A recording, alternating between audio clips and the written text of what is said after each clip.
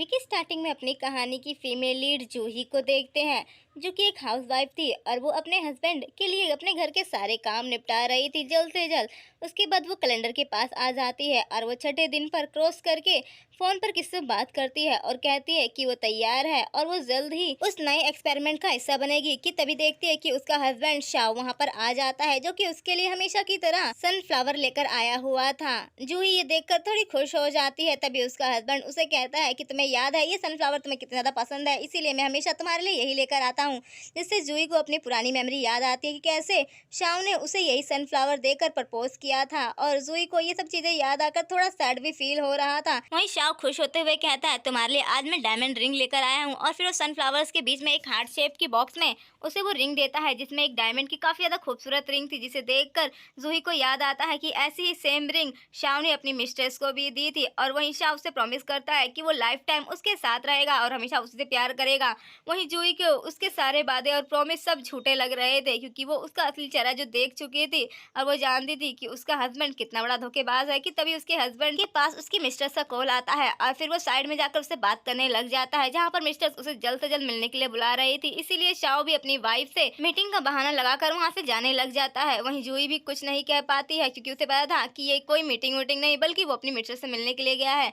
उसके बाद जूही भी लैब में आ जाती है। वहाँ पर वो डॉक्टर से बात करती है और कहती है कि जल्द ही वो इस एक्सपेरिमेंट में शामिल होगी और उसके लिए उसे एक डेथ सर्टिफिकेट चाहिए, जिससे वो साइंटिस्ट भी उसे वो डेथ सर्टिफिकेट बनाकर दे देते हैं, क्योंकि इस एक्सपेरिमेंट को करने में पूरे 50 साल लग जाएंगे और जिसके बाद वो जिंदा बचेगी भी या नहीं इसकी भी कोई गारंटी नहीं थी। कि तभी वहाँ पर टीवी पे उसके हस्बैंड का इंटरव्यू चल रहा था, जहाँ पर स्यांग अपनी सारी अचीवमेंट का क्रेडिट जूही को देता है कि अगर वो उसकी लाइफ में नहीं होती तो वो कुछ भी नहीं कर पाता। वहीं साइंटिस्ट भी उसकी बात सुनकर जूही को कहता है कि तुम्हारा हस्बैंड कितना अच्छा है, वो तुम्हारे बारे में कितना सोचता है और हमेशा तुम्हें कितना ज्यादा प्यार करता है।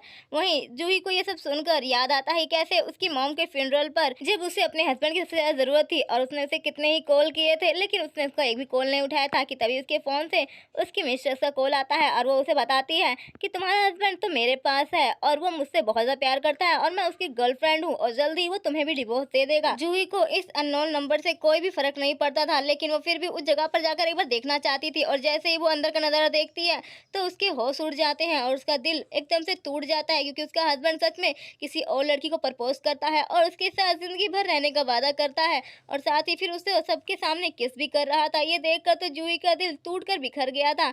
वहीं मिस्ट्रेस भी जूही को वहां देख लेती है और फिर इशारे से उसे वो अपनी रिंग दिखाती है, जो कि स्यांग ने उसे पहनाई थी। ये इसके बाद क्या जूही वहाँ एक पल नहीं रुकती और वहां से जाने लगती है, जिससे उसे धक्का लगता है और उसे चोट भी लग जाती है। जूही वहां पर वो केक देखती है जहाँ पर स्यांग की मिस्ट्रेस का बर्थडे था, जिसकी वजह से वो उसकी मॉम के फ्यूनरल में नहीं आया था। और अब जूही अपने हस्बैंड को छोड़ के जाने का डिसाइड कर चुकी थी, इसीलिए वो अपना डेथ सर्टिफिकेट एक बॉक्स में रखती है।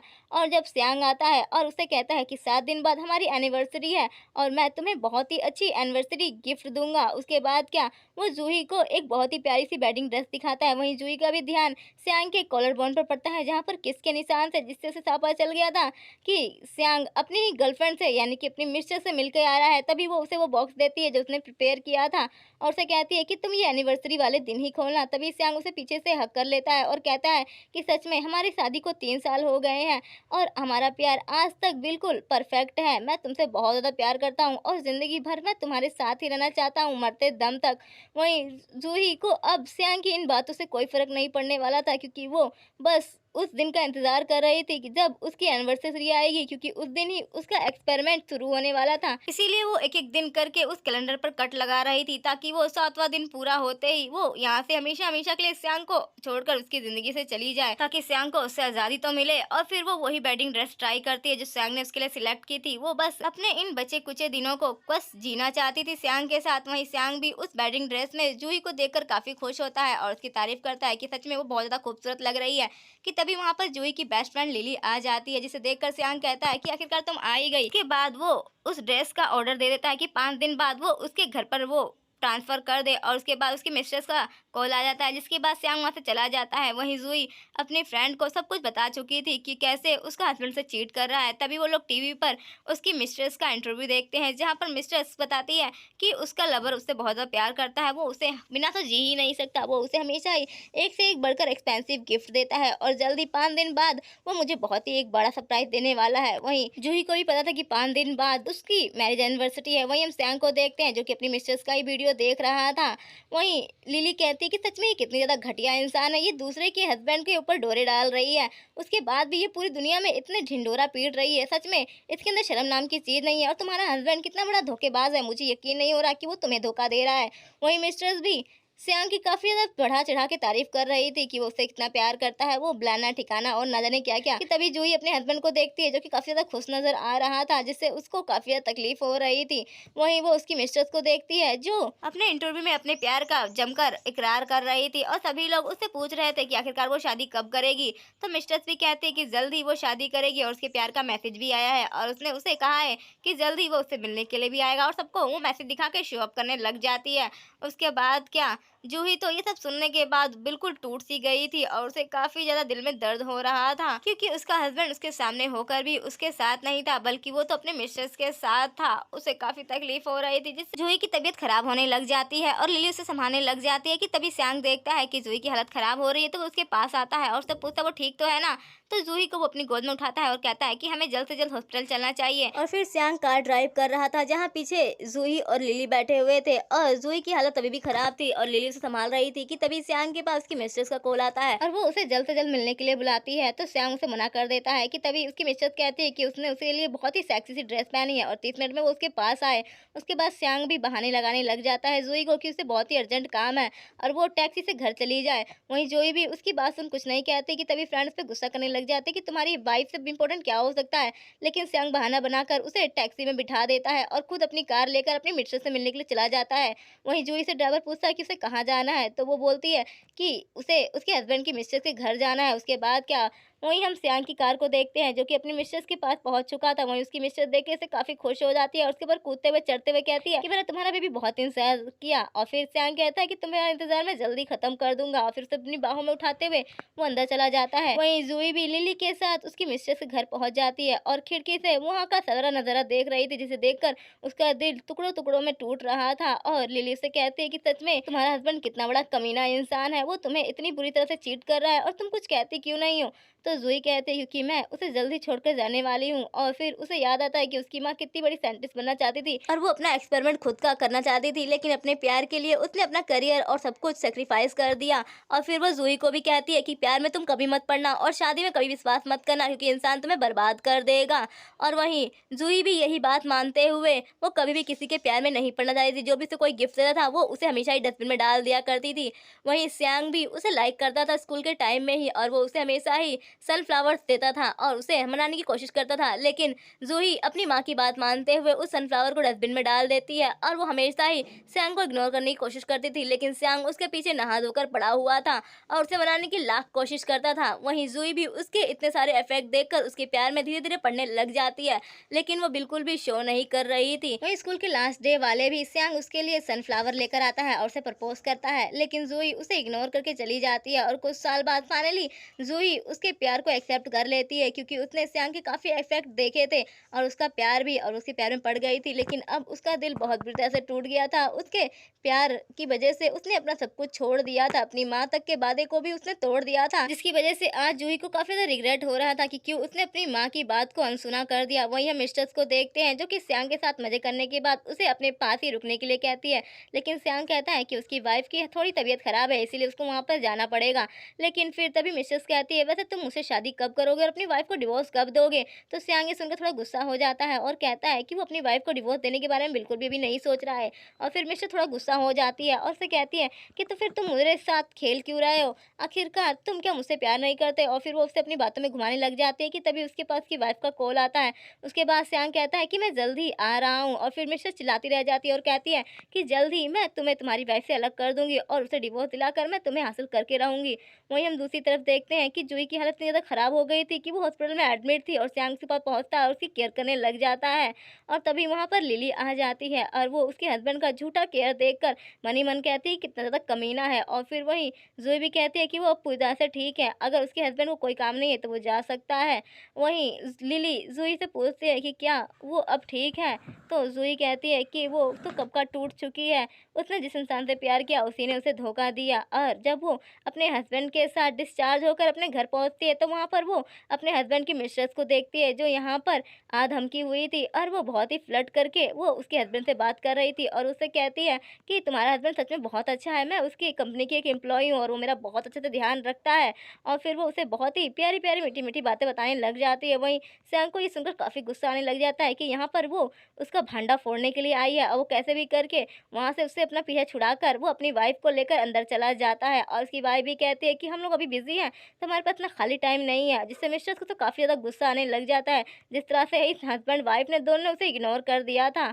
और वो गुस्से से कहती है कि जल्द ही मैं सब कुछ बर्बाद करके रख दूँगी और तुमसे तुम्हारा हस्बैंड और सब कुछ छीन लूँगी। वहीं सैंग भी अपनी वाइफ़ को लेकर घर के अंदर चला जाता है और उसे रेस्ट करने के लिए कहता है और फिर कुछ खाने के लिए ज़ूही के लिए लेने चला जाता है। वहीं ज़ूही के पास भी मिस्ट्रेस का मैसेज आता है कि वो एक कॉल में कैसे उसके हस्बैंड को अपने पास बुला लेती है। वहीं सैंग भी अपनी वाइफ़ के लिए कुछ लेने के लिए जा रहा था कि तभी वो मिनल के पास कुछ सामान देखता है कि उसकी वाइफ़ की केयर करने के लिए कितना कुछ करती है। और फिर उसे थोड़ा अच्छा भी लगता है कि उसकी वाइफ़ से कितना ज़्यादा प्यार करती है। और साथ में थोड़ा रिग्रेट भी हो रहा था कि तभी वहाँ पर वो उस कैलेंडर को देखता है जिसमें उसकी वाइफ़ ने कट के निशान लगाए थे और वो पूछने के लिए वो उसके पास कैलेंडर लेकर पहुँच जाता है। और तभी उसकी वाइफ़ एकदम से फ़ोन अचानक रख देती है, जिसे देखकर वो बोलता है कि क्या हुआ, तुम इतना परेशान क्यों लग रही हो? तो उसे बताती है कि ऐसा कुछ भी नहीं है, बस उसे एक काम जल्द से जल्द निपटाना है और जैसे ही वो काम कंप्लीट होगा तो सब कुछ सही हो जाएगा। और उसे अपने हस्बैंड और मिस्ट्रेस का धोखा याद आ जाता है।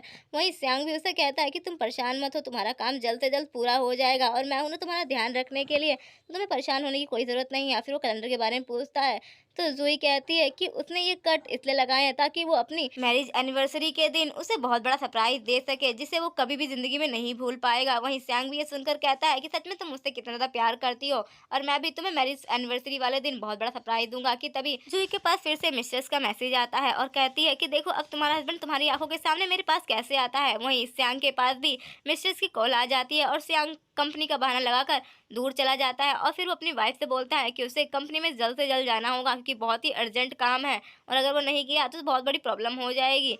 उसके बाद वो ज़ोई को आराम करने के लिए बोल वहाँ से जल्द निकल जाता है। वहीं ज़ोई भी कैलेंडर पर एक कट और लगाती है क्योंकि वो दिन भी जल्द ही आने वाला था और अब 7 दिन पूरे निकल चुके थे और वो बस उस दिन का इंतज़ार कर रही थी जिस दिन उसकी मैरिज एनिवर्सरी होगी। और ऐसे ही करते-करते 2 से 3 दिन और फिर 4 दिन निकल जाते हैं और अब वो दिन भी जल्द ही आने वाला था जब उसे अपने हस्बैंड को छोड़कर हमेशा-हमेशा के लिए जाना था। और फिर वो फ़ोन पर बात करती है कि उसकी मॉम का जो एक्सपेरिमेंट उसने बीच में छोड़ा था, वो जल्द ही शुरू होने वाला है और वो कब आ रही है। वहीं ज़ोई कहती है कि बस जैसे ही वो एक्सपेरिमेंट शुरू होगा वो वहाँ पहुँच जाएगी। कि तभी ज़ोई के पास उसके हस्बैंड की मिसेज़ का फिर से मैसेज आता है और वो बताती है कि वो उसके बच्चे से प्रेग्नेंट है और जल्द ही वो उसके बच्चे को बर्थ भी देने वाली है।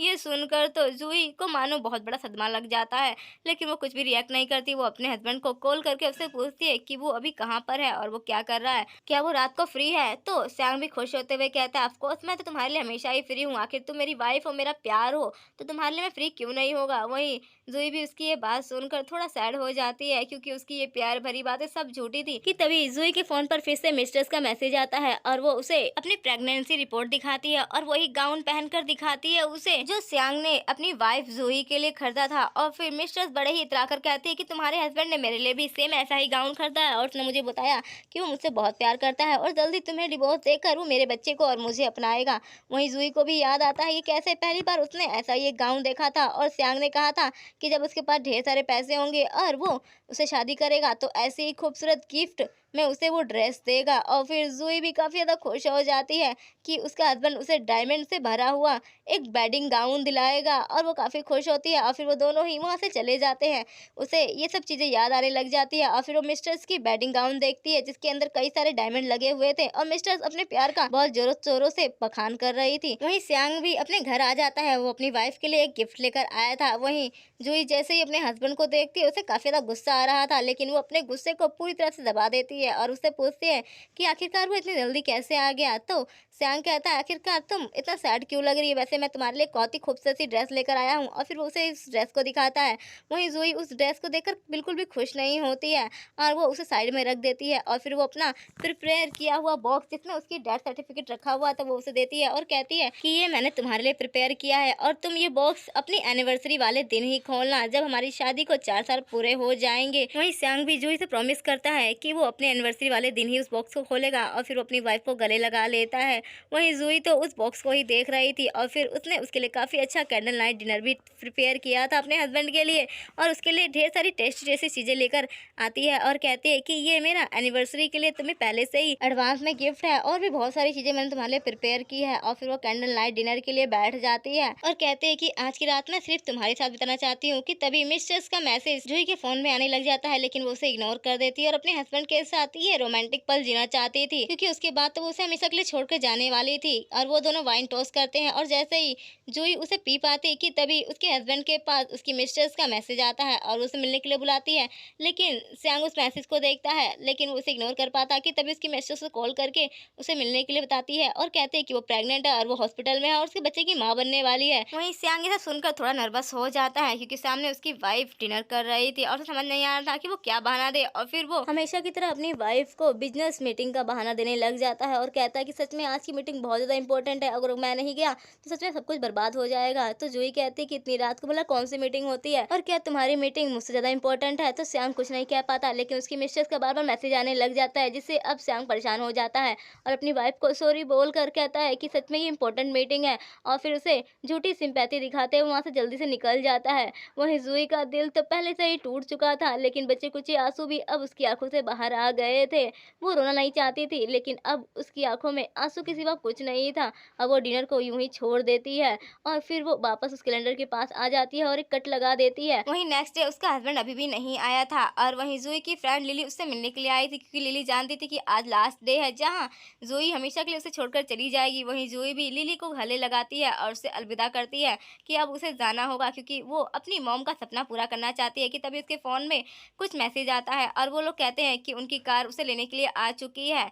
वहीं जूही भी कहती है कि वो तैयार है उस एक्सपेरिमेंट के लिए और वो बस पहुंच ही जाएगी। तभी उसके पास मिस्ट्रेस का मैसेज आता है और उस मैसेज को देखती है और उसे बहुत ज़्यादा बुरा लगता है लेकिन अब सब कुछ ख़त्म हो चुका था इसीलिए वो फ़ोन को वहीं पर रख कर अब हमेशा के लिए अपने हस्बैंड और सभी पुरानी यादें और उसके धोखे सबको अलविदा कह के अब यहाँ से हमेशा के लिए चली जाती है क्योंकि अब उसके अंदर इतनी हिम्मत नहीं थी। और फिर वो उसी गिफ्ट बॉक्स के बगल में अपना फ़ोन रख देती है जो कि उसने अपने हस्बैंड के लिए प्रिपेयर किया था जिसमें उसका डेथ सर्टिफिकेट था। और फिर जूही घर के बाहर आती है जहाँ पर उसके लिए कार उसे लेने के लिए आई थी। वहीं उसका हस्बैंड भी वापस आ चुका था जहाँ पर उसे नहीं पता था कि उसकी बीवी उसे छोड़कर हमेशा के लिए जा रही है। वही जूही को सारी अपनी पुरानी यादें याद आने लगती है और फिर वो सब चीज़ों को गुड बाय बोलकर उस कार में बैठ जाती है और वही लिली उसे आखिरी बाय करती है और उसे काफ़ी बुरा लग रहा था।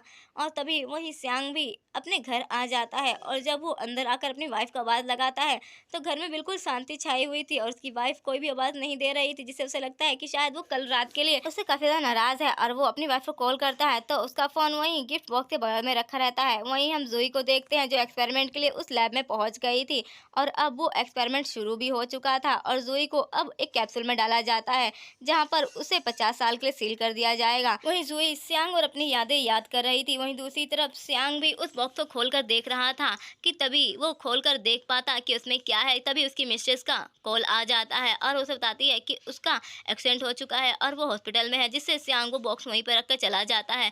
वहीं हम दूसरी तरफ मिस्ट्रेस को देखते हैं जो कि टीवी पर ही न्यूज़ देख रही थी और सियांग वहां पर पहुंचता है अपनी मिस्ट्रेस के पास और उस पर गुस्सा करता है कि आखिरकार वो उसे यूं परेशान क्यों कर रही है और उसका एक्सीडेंट कैसे हुआ और क्या उसके बच्चे को भी कुछ हो गया है। वहीं मिस्टर्स कहते हैं कि ऐसा कुछ भी नहीं हुआ, तुम बस मुझे छोड़कर मत जाओ। ये बोलकर वो उसे पीछे से हक कर लेती है और कहती है कि मैं प्रेग्नेंट हूँ तुम्हारे बच्चे से और तुम हो कि मुझे छोड़कर जा रहे हो। क्या तुम्हें अपने बच्चों का बिल्कुल भी ख्याल नहीं है? आखिर ये तुम्हारे ही तो बच्चे हैं। तो सियांग को समझाता है कि उसे ज़रूरी काम है और फिर वो उसे गुड बाय बोलकर वहाँ से जाने लग जाता है। लेकिन मिस्ट्रेस उसे बिल्कुल भी जाने नहीं देना चाहती थी और उसे रोकने के लिए एक से एक बहाने लगाने लग जाती है। वहीं लिली भी इसी हॉस्पिटल में काम कर रही थी और वो उन दोनों को देखकर वहाँ पर आ जाती है, जिससे सियांग उसे देखकर थोड़ा घबरा जाता है। लेकिन फिर वो कहता है कि ये उसकी फ्रेंड है, उससे ज़्यादा कुछ भी नहीं, वो उससे मिलने के लिए आया हुआ था। वहीं लिली सब कुछ जानती थी कि ये कितना बड़ा कमीना है, अपनी मिस्ट्रेस को अपनी फ्रेंड बता रहा है, लेकिन वो भी कुछ नहीं कहती क्योंकि उसके अब कहने या सुनने से कुछ भी नहीं रहने वाला था, क्योंकि ज़ोई अब हमेशा के लिए जा चुकी थी। वहीं सियांग लिली से जूही के बारे में पूछता है, लेकिन जूही कहती कि उसे नहीं पता है। वैसे तुम्हारी मिस्ट्रेस के साथ तुम यहाँ गुलछर्रे उड़ा रहे हो, तुम्हें शर्म नहीं आ रही है? लेकिन सियांग उसकी सारी बातों को इग्नोर करता है कि ये बकवास की बातें तुम बाद में कर लेना और तुम बताओ कि जूही अभी कहाँ है, क्योंकि तुम उसकी बेस्ट फ्रेंड हो तो तुम्हें तो पता ही होगा कि जूही कहाँ है। वहीं मिस्ट्रेस की बातें सुनकर काफी ज्यादा गुस्सा हो जाती है कि सियांग यहाँ पर खड़े खड़े ही अपनी वाइफ के बारे में बात कर रहा है और उस पर ध्यान भी नहीं दे रहा है। वहीं लिली उसे इग्नोर करके वहां से चली जाती है और फिर पीछे मुड़कर मिस्ट्रेस और सियांग को देखती है और कहती है कि तुम्हें कभी भी पता नहीं चलेगा कि तुम्हारी वाइफ कहाँ चली गई है, क्योंकि तुम इसी लायक हो। और वहीं सियांग अपनी मिस्ट्रेस पर गुस्सा करने लग जाता है और कहता है कि अब से मुझे परेशान करना बंद कर दो और चुपचाप से इस हॉस्पिटल में रहो। और ये बोलकर वो वहाँ से चला जाता है। वही मिसेस गुस्से से चिल्लाती रह जाती है और कहती है कि चाहे तुम कुछ भी कर लो, लेकिन तुम्हारी वाइफ से मैं तुम्हें दूर करके ही रहूंगी, क्योंकि तुम सिर्फ मेरे हो और तुम्हारी प्रॉपर्टी पैसा और तुम मेरे ही होगे। वहीं सियांग अपने घर वापस आ जाता है क्योंकि उसे लग रहा था कि उसकी वाइफ थोड़ी गुस्सा है, लेकिन वो जल्द ही वापस घर पर आ जाएगी। कि तभी उसे अपनी वाइफ की एक डायरी मिलती है और वो उस डायरी को उठाकर देखता है और उसे याद आता है कि ये डायरी तो उसकी वाइफ की स्कूल टाइम की डायरी है। और फिर वो उसे खोलकर पढ़ने लग जाता है और जैसे जैसे वो उस डायरी को पढ़ रहा था तो उसे अपनी वाइफ के लिए काफी ज्यादा बुरा लग रहा था, जहाँ पर उसकी वाइफ ने लिखा था कि उसकी मदर हमेशा ही काफी ज्यादा बीमार रहती थी और उन्हें काफी ज्यादा हार्ट डिसीज थी। और फिर वो बताती है कि उसके मदर और फादर एक दूसरे से बहुत प्यार करते थे और जब वो उनकी लाइफ में आई तो उनकी एक हैप्पी फैमिली शुरू हो गई और वो लोग एक दूसरे के साथ काफी अच्छा समय बिताते थे। लेकिन फिर बाद में उसके फादर का किसी के साथ अफेयर हो गया, जिसकी वजह से वो अपनी नई फैमिली के लिए हम लोगों को छोड़कर चले गए और मेरी माँ को भी उनने छोड़ दिया, जिसकी वजह से मेरी मॉम काफ़ी ज़्यादा बीमार रहने लगी और उन्होंने मेरी तरफ भी नहीं देखा। और उसके बाद मेरी मॉम हमेशा ही बीमार रहने लगी और मैं हमेशा ही अपनी मॉम को रोता हुआ देखती थी, लेकिन डैड वापस फिर कभी नहीं आए, उन्होंने हमेशा के लिए हमें छोड़ दिया और जिसकी वजह से मॉम काफ़ी ज़्यादा बीमार रहने लगी और उन्हें ये हार्ट प्रॉब्लम हो गई। और फिर उन्होंने मुझे कहा कि मैं कभी किसी से प्यार ना करूँ, कि प्यार में हमेशा इंसान को धोखा मिलता है, इसीलिए मैं हमेशा ही सबके प्यार को इग्नोर करती थी। लेकिन तब मेरी लाइफ में सियांग आया जिसने मुझे प्यार का एहसास कराया और वो हमेशा ही मुझसे बहुत प्यार करता था और वो हमेशा ही मेरे लिए सनफ्लावर्स लेकर आता था, जिसकी वजह से मैं भी उसके प्यार में पड़ने लगी, लेकिन मेरे अंदर हिम्मत नहीं थी। लेकिन फाइनली मैंने उसे हाँ कर दिया और उसके साथ शादी कर ली और मैंने अपनी मॉम की बात को अनसुना कर दिया और हमारी शादी को काफ़ी टाइम हो गया। और जब भी सियांग बीमार रहता था तो मेरा दिल बहुत दुखता था और मैं उसकी केयर करने के लिए और अच्छी वाइफ बनने के लिए हर एक मुमकिन कोशिश करती थी, ताकि वो उसे कभी भी अपनी लाइफ में किसी और औरत की ज़रूरत ना पड़े। और मैंने एक अच्छी वाइफ बनने के लिए अपने सपने, अपना करियर सब कुछ छोड़ दिया और अपनी वाइफ की सारी रिस्पॉन्सिबिलिटी निभाई। ये सब पढ़ने के बाद सियांग को काफ़ी ज़्यादा बुरा लगता है कि उसने अपनी वाइफ को धोखा दिया और उसकी वाइफ से कितना ज़्यादा प्यार करती थी। और इतना ही नहीं, वो अपना काम खत्म करके जल्द से जल्द उससे मिलने के लिए भी आती थी और उसी के लिए उसने अपनी जॉब तक छोड़ दी थी। ये सब पढ़ने के बाद उसे काफ़ी बुरा लगता है। वहीं दूसरी तरफ जूही लिखती है कि वो सच में बहुत ज़्यादा लकी है कि उसे एक ऐसा हस्बैंड मिला जो उसे इतना ज़्यादा प्यार करता है। वो दुनिया की सबसे लकी इंसान है, उसका हस्बैंड उसे कभी चीट नहीं करेगा और ना ही किसी और औरत की तरफ देखेगा। जैसे उसकी मॉम को धोखा मिला, उसे वो कभी भी धोखा नहीं देगा और उसे हमेशा ही सबसे ज्यादा दुनिया में प्यार करेगा। वहीं सियांग के पास तभी उसकी मिस्ट्रेस का कॉल आ जाता है और वो उसे मिलने के लिए बुलाने लग जाती है कि उसकी तबीयत बहुत ज्यादा खराब है, लेकिन सियांग उसे मना कर देता है और वो अपनी वाइफ की डायरी को गले लगाकर चला जाता है और फिर उस कैलेंडर पर एक कट लगाता है और फिर वो कई सारी सामान नए ऑर्डर कर देता है ताकि उसकी वाइफ आए तो ये सारी चीज़ें देखकर काफ़ी ज़्यादा खुश हो। वहीं मिस्टर सियांग को कॉल कर करके परेशान थी और उसे बुलाने की कोशिश करती है, बच्चे का हवाला देती है, लेकिन सियांग उसकी एक भी बात नहीं सुना था और ना आ रहा था, जिससे उसे काफ़ी गुस्सा आ रहा था। वहीं दूसरी तरफ सियांग एक एक करके वो सारे दिन कट करते जा रहा था, क्योंकि उसे याद था कि उसकी वाइफ ने कहा था कि उसे वो बहुत बड़ा सरप्राइज देगी, इसीलिए वो उसके इंतजार में अभी भी बैठा हुआ था, इस बात से अनजान कि उसकी वाइफ अब कभी लौट कर नहीं आएगी। वो बस सारे पुराने मोमेंट याद कर रहा था कि कैसे उसकी वाइफ की केयर करती थी और उसके लिए हर एक चीज़ करती थी, कि तभी वो अपने असिस्टेंट को कॉल करके कहता है क्या उसे उसकी वाइफ का एड्रेस मिला। तभी असिस्टेंट बताता है कि टीवी पे आपके लिए एक न्यूज़ चल रही है, और फिर जैसे ही वो न्यूज़ में देखता है तो उसकी मिस्ट्रेस की मदर वहाँ पर उसकी इंसल्ट कर रही थी, और फिर उसे गुस्सा आने लग जाता है और वो अपने असिस्टेंट को कहता है कि जल्दी से सब कुछ सॉर्ट आउट करो। और तभी उसके घर पर उसकी मिस्ट्रेस आ जाती है और उसे गले लगाते हुए कहते हैं कि सच में उसने उसे बहुत ज़्यादा याद किया, वो उसे मिलने क्यों नहीं आ रहा था।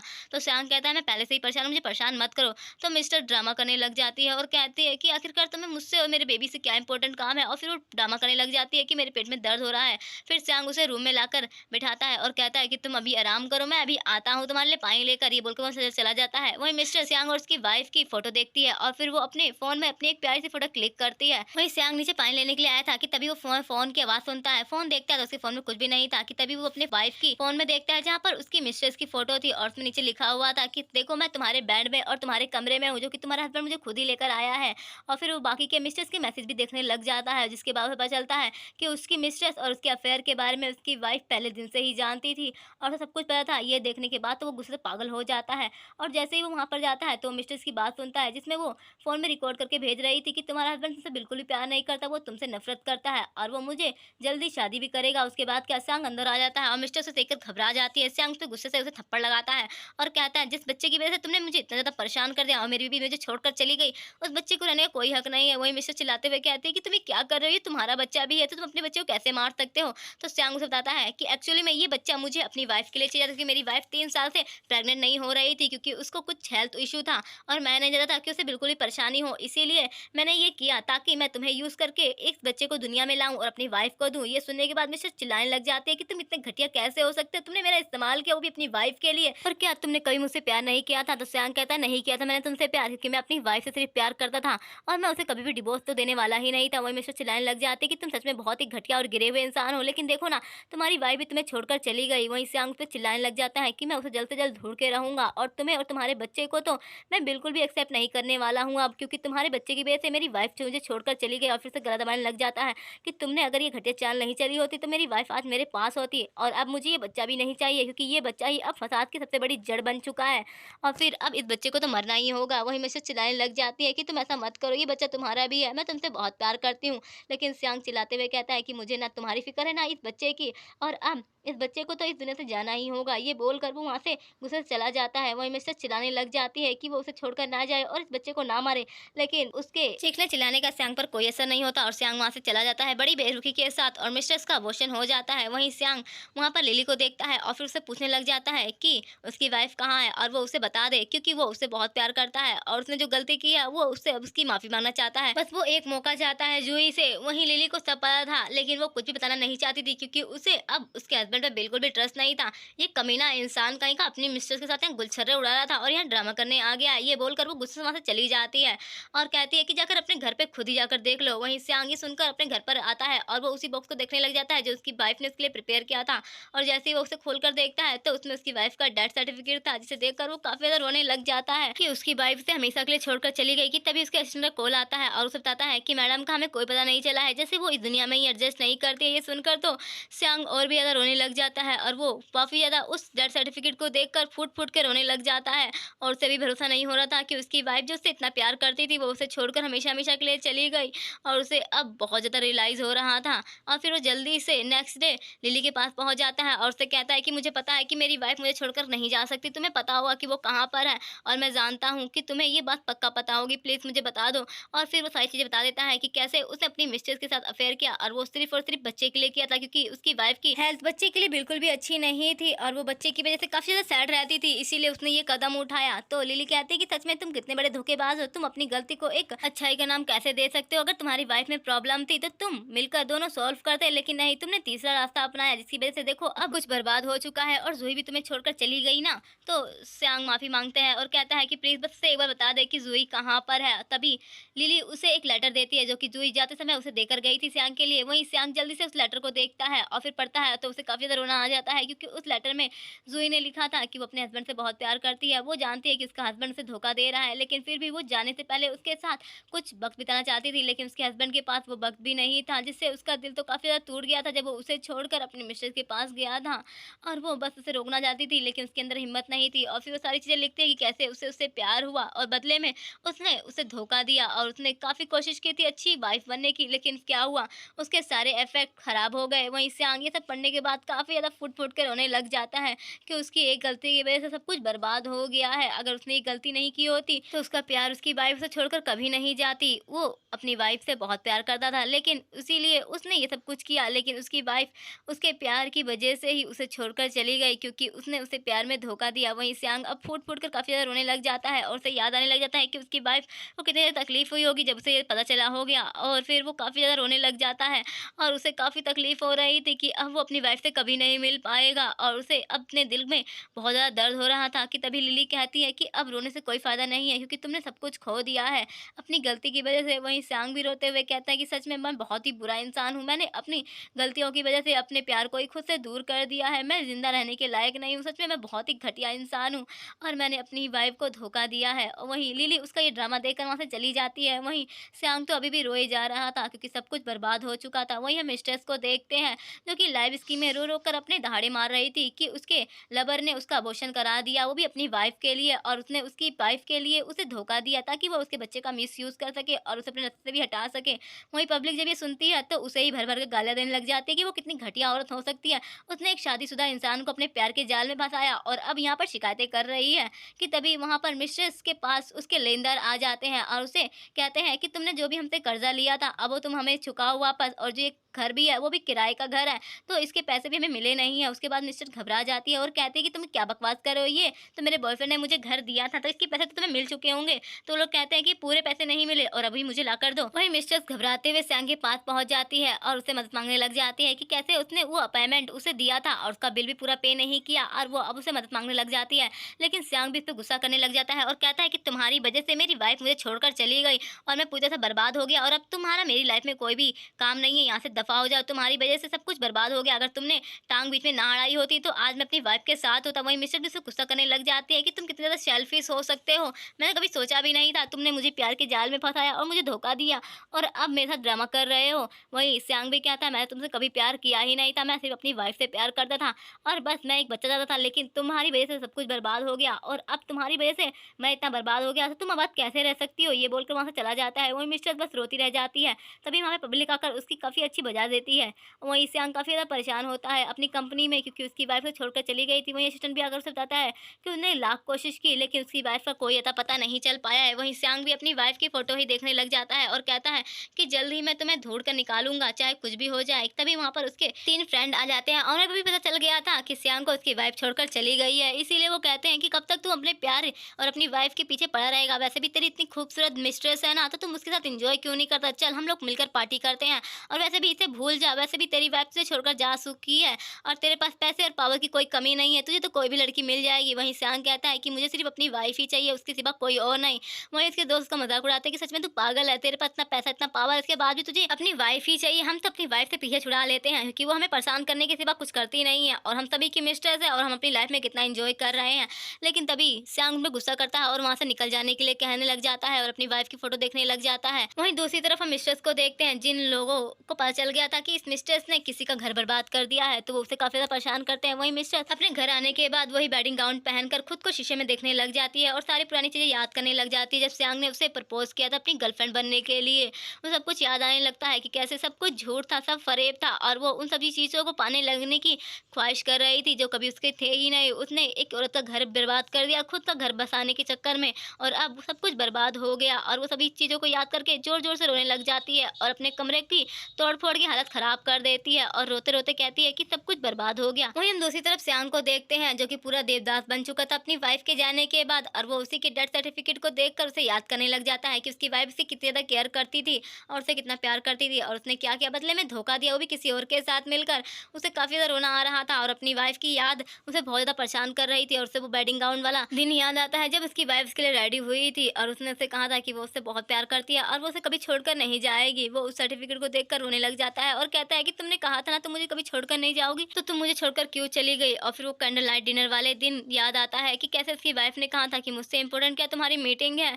और फिर वो और भी ज़्यादा रोने लग जाता है कि क्यों उसने वो उस दिन अपनी वाइफ को वो छोड़कर मिसेस के पास गया। अगर वो उस दिन नहीं गया होता तो शायद क्या पता उसकी वाइफ उसके थोड़ा और वक्त दे देती और फिर वो उसे समझा पाता, लेकिन नहीं, उसने उस दिन बड़ी बेरहमी से अपनी वाइफ को छोड़ दिया। और फिर तभी उसे दिखाई देता है कि उसकी वाइफ वापस आ गई है, जिसे देखकर वो काफ़ी खुश हो जाता है और उससे माफ़ी माँगने लग जाता है कि मैंने जो गलती की है उसके लिए वो मुझे माफ़ कर दो। तुम जो कहोगी, जैसा कहोगी मैं वैसा करूँगा, लेकिन मुझे प्लीज़ छोड़कर मत जाओ। मैं तुम्हारे बिना जी नहीं पाऊँगा। ये बोलकर वो जल्दी से अपनी वाइफ के गले लग जाता है कि मैंने तुम्हें बहुत याद किया, लेकिन वो एकदम से नीचे गिर जाता है क्योंकि सामने उसकी वाइफ नहीं बल्कि उसकी इमेजिनेशन थी। और फिर वो फूट-फूट के रोने लग जाता है क्योंकि अब सब कुछ खत्म हो गया था। वहीं 1 महीना बीत चुका था जिसकी वजह से सियांग की भी हालत काफ़ी ज़्यादा ख़राब थी और वो हॉस्पिटल में एडमिट था।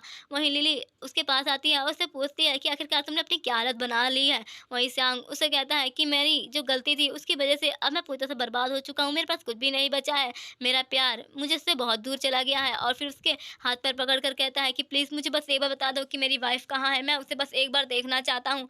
तुम बस मुझे एक बार बता दो प्लीज़ कि जूही कहाँ है? और फिर वो लिली की मिन्नतें करने लग जाता है कि वही उसके पास अब आखिरी उम्मीद थी जो उसे उसकी वाइफ़ तक पहुँचा सकती थी।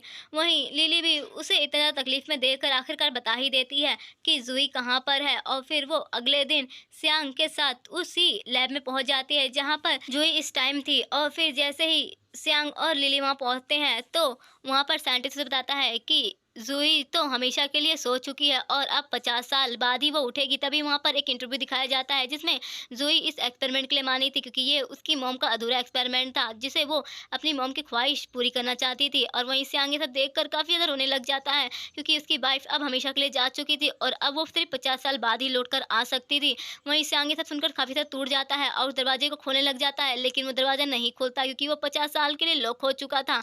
और उस कैप्सूल में वो अपनी वाइफ़ को देखता है जो अब गहरी नींद में जा चुकी थी और उसे शायद अब कोई होश-हवास नहीं था। और साइंटिस्ट सियांग को बताता है कि अगर उसे अपनी वाइफ से मिलना है तो उसे 50 साल बाद ही मिल सकता है क्योंकि उसे पहले वो नहीं जागने वाली है। वहीं लिली भी ये सुनकर काफ़ी ज़्यादा सैड होने लग जाती है। वहीं सियांग बस रोए जा रहा था क्योंकि उसके सामने उसकी वाइफ थी, लेकिन अब वो उससे बहुत दूर जा चुकी थी। वो काफ़ी ज़्यादा रोने लग जाता है और ऐसे ही करके दिन बीतते जाते हैं और साल। और सियांग हमेशा ही उस कैप्सूल के पास आकर बैठ जाता था और वो हमेशा ही ज़ूही को देखता था और ऐसे ही करते-करते 50 साल निकल जाते हैं और सियांग अब बूढ़ा हो चुका था, लेकिन वो अभी भी अपनी वाइफ का वेट कर रहा था कि आखिरकार कैसे वो अपनी वाइफ को अब वापस देख पाएगा। वहीं सभी साइंटिस्ट उसका प्यार देखकर कहते हैं कि सच में ये इंसान अपनी वाइफ से कितना प्यार करता है। वहीं ऐसे ही टाइम बीत गया था और 2024 से 2074 आ चुका था और पूरी सिटी पूरी तरह से बदल चुकी थी और पूरा शहर अब डेवलपमेंट हो चुका था। और तभी टीवी में एक ब्रेकिंग न्यूज़ दिखाई जाती है कि कैसे 50 साल बाद ये लड़की होश में आई उस एक्सपेरिमेंट में, वो भी जिंदा, और अब इसकी एड्रेस पूरी तरह से जा चुकी है। वहीं हम जूही को देखते हैं जो कि अब एक बेडिंग गाउन सेलर बन चुकी थी और सभी लोग उसे देखकर पहचान जाते हैं कि ये वही लड़की है जो उस एक्सपेरिमेंट में जिंदा लौट कर आई है और 50 साल भी वो कितनी ज़्यादा खूबसूरत है। वहीं हम सियांग को भी देखते हैं जिसे देखकर जूही बिल्कुल भी पहचान नहीं पाती और उसके पास वही सूखा सनफ्लावर था जो वो हमेशा ही जूही को दिया करता था, लेकिन वो उसे कुछ नहीं कहता और वहाँ से चला जाता है क्योंकि वो अब जूही को और तकलीफ नहीं देना चाहता था। और वहीं जूही भी अपने गेस्ट को लेकर वहाँ से चली जाती है और सियांग दूर से ही जूही को देखता है। और इसी के साथ इस मूवी की यहीं पर एंडिंग हो जाती है। तो आप लोग कमेंट करके ज़रूर बताइए कि क्या जूही ने सियांग के साथ सही किया और उसे छोड़कर जाने का फैसला क्या